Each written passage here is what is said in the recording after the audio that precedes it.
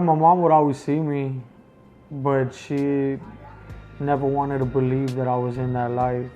She always seen me as the good kid, because I'm the baby of the family. You know, if she would have been like, yo, you need to stop, you know, like I see, because I don't know if it would have stopped me, but I feel like I would have gotten help earlier. And I wish I would have. It wasn't one of those things where I was just like, oh yeah, I'm gonna go to Florida and, you know, get treatment. I was like, yeah, I'm gonna look for like a detox somewhere. And I'm gonna detox my way out of things. And I just need to stop for a little bit and then I'll be good. You know, I can make myself stop. And then I went down to Fort Lauderdale and I tried to get treatment.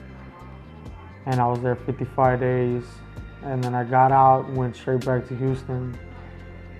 And I slipped up again, you know, but and my mom tricked me into making a phone call to Florida because I told her, yo, you know, you got any money that I can borrow? You know, I gotta cut somebody's yard. Do you know anybody that needs their yard cut? And she was like, yeah, I got a phone number that you can call.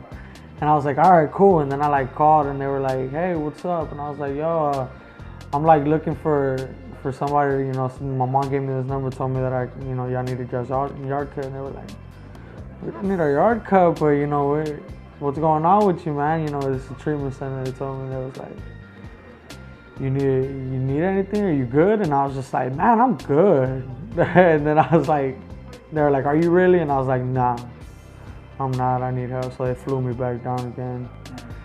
I came back, and then I made from there. Went into another treatment center, and I completed that. Never have I worked the steps. I mean, I've had sponsors, I worked some of the steps, but never did I do it wholeheartedly. And so now I want to try that differently. I want to make it stick, put everything that I got, you know, into doing it.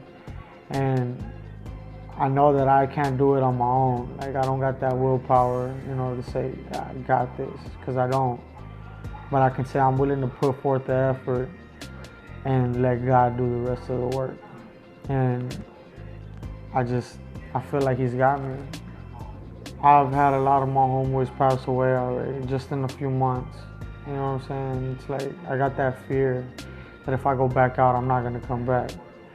You know, I won't get that other chance to make something happen. And so I wanna make it stick now.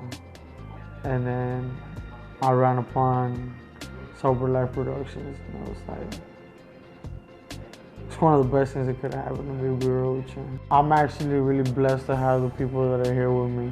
My roommate, I went through treatment with him, and so we're really good friends. And so in those days, whenever I have bad days there, he's there to talk to me and be like, yo, it's gonna get better. Just always remember that it's gonna get better. Even though it might not seem like it today, tomorrow's a new day. You know, maybe today you didn't find a job, tomorrow you'll be able to. They helped me a lot. Like, it's just the blogging. I was never ever able to like write stuff down, talk about things that I've done before, you know, but it feels good every day. I get to tell how my day went. If it went bad, I write down that it went bad. I talk about where I'm at in my recovery, and I feel like that really helps me. It's like, it was that extra push, you know, to do it. If somebody would have told me, yo, you gotta just write this down, like, what are you? Like, I'm not gonna write nothing down.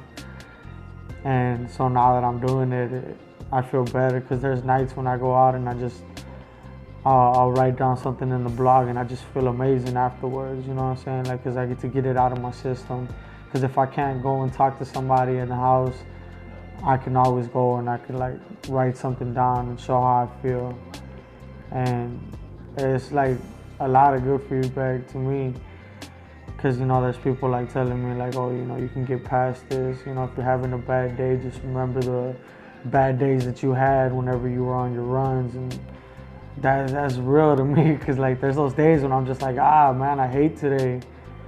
And then I think about it and I'm just like, they're not as bad as I thought they were. You know, because if I really think about the bad days that I had, that was whenever I was on my run, and it was like, I was horrible. I was on the verge of losing my wife. You know, it's like somebody had always told me when I was in treatment, if you want if you want your life to change, only one thing has to change, and that's everything. And I was like, what? You know what I'm saying? And they told me if nothing changes, nothing changes. And now I finally get that. If I want something to change, I gotta make that effort to do it. I can't just expect things to just fall in my lap.